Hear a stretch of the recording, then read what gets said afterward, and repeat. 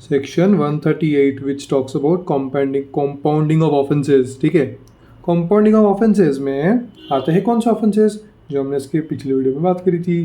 Basically 132 के the 9 offences, उनका हम कर सकते हैं कंपाउंडिंग एक्सेप्ट बी वाले का। बी वाले का कर सकते हैं कि नहीं मुझे नहीं पता, बट बुक में तो नहीं दिया है बी के बारे में। खैर, कंपाउंडिंग कब अलाउड नहीं है ऐसा शुरू करेंगे। कंपाउंडिंग कब अलाउड नहीं है, when you have already compounded once in sections के अगेंस्ट में। ठीक है, A B C D F G H I J हाँ तक है जे के एल, वो जो ओमिट होगा उनको भूल जाओ। खैर, अगर इनमें एक बार कंपाउंड हो गया है तो you can not compound twice.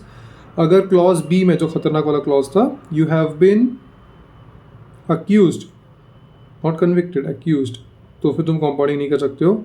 या अगर कोर्ट का ऑर्डर आया था फॉर दिस सेक्शन कभी तो नहीं कर सकते हो।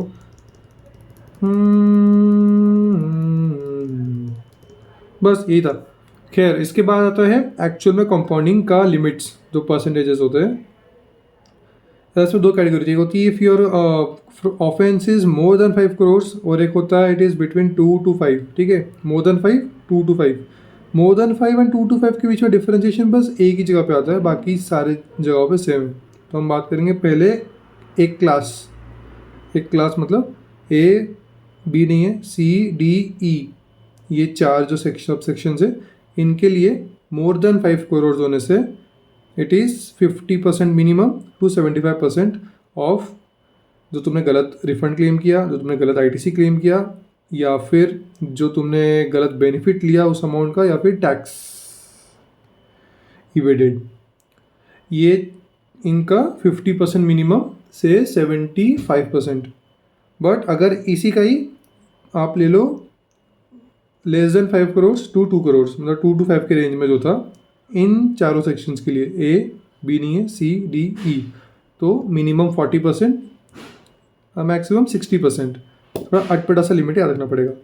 इधर था इधर क्या था भूल गया, इधर था 50 मिनिमम टू 75 मैक्सिमम, इधर है 40 मिनिमम टू 60 मैक्सिमम। इसके बाद की जो दो क्लास ऑफ सेक्शंस हैं उनमें 5 करोड़ एंड 2 to 5 दोनों का लिमिट सेम है। क्या है, एफ एच आई। अभी एफ था फॉल्सिफाइंग रिकॉर्ड्स और production of false documents with intent to evade tax. F वाले केस में ये भी था कि you can be jailed for up to 6 months। ठीक है, एफ देन एच है अक्वायर्स और ट्रांसपोर्ट्स और deals with goods liable for confiscation. तुम्हें नॉलेज थी रही, तुमने करी हरकत। एफ एच एंड आई बोलता है रिसीव्स और deals with services in contravention of the law. Well, ऐसा तो एच एंड आई सेम चीज़ है। एच गुड्स के बारे में बात करता है जो कि कन्फिस्केशन के लिए है, और क्या था आई, एच एंड आई जो था वो है फॉर सर्विसेज जो कि कॉन्ट्रावेंशन ऑफ द लॉ। और एफ था फॉल्सिफाइंग रिपोर्ट्स, एफ फॉर फॉल्सिफाइंग। तो एफ एच एंड आई हुआ सेकेंड क्लास। इनके लिए दोनों में सेम है 5 करोड़ और 2 से 5 करोड़ के लिए क्या है, amount equivalent to 25% of tax evaded. दोनों ही केस में टैक्स इवेजन हो रहा है, तीनों ही केस में जो क्लास था सेकेंड क्लास में। और थर्ड क्लास होता है अटेम्प्ट्स और कमिट्स ऑफेंसेस और अबेट्स द कमेंसेस। मतलब इसने डायरेक्टली नहीं किया है, इसने हेल्प किया है करने के लिए कांड, तो इसके लिए 25% of such amount of tax evaded और the amount of ITC wrongly availed और यूटिलाइज्ड और रिफंड रॉन्गली टेकन। दोनों केस में 5 करोड़ और 2 से 5 करोड़। तो 3 क्लास बने अपने। पहला क्लास था ए बी नहीं है, सी डी ई, जिसमें था 50 75 5 करोड़ से ऊपर, 40 60%, 2 से 5 करोड़ के बीच में। फिर सेकेंड क्लास था एफ एच आई। अपना इसमें क्या क्या कवर नहीं होता, देखो इसमें हमारा बी कवर नहीं होता है और एल कवर नहीं होता है।